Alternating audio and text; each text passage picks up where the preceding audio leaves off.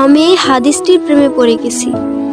আপনি যখন নীরবে ঘরে বসে কান্না করেন, আল্লাহ তখন ফেরেশতাগণদের উদ্দেশ্য করে বলেন, কোন জিনিস আমার এই বান্দার চোখে পানি আনলো? ফেরেশতাগণ বলেন, আপনার বান্দা সুখে নেই, আপনার বান্দা অনেক দিন হাসেনি। এই বলে ফেরেশতাগণ কান্না করতে থাকেন এবং আল্লাহকে বলেন, হে আমার রব, আপনি জানেন আপনার এই বান্দার হৃদয়ে কি রয়েছে, অতএব আপনি তার জন্য সবকিছু সহজ করে দিন।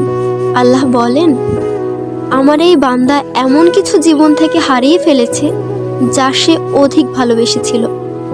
অতএব আল্লাহ বলেন, আমি শপথ করছি, আমার বান্দা তার জীবন থেকে যা হারিয়েছে এর চেয়ে উত্তম জিনিস তাকে এনে দেব, যা দেখে দুনিয়া ও আখিরাতের সবাই বিস্মিত হবে।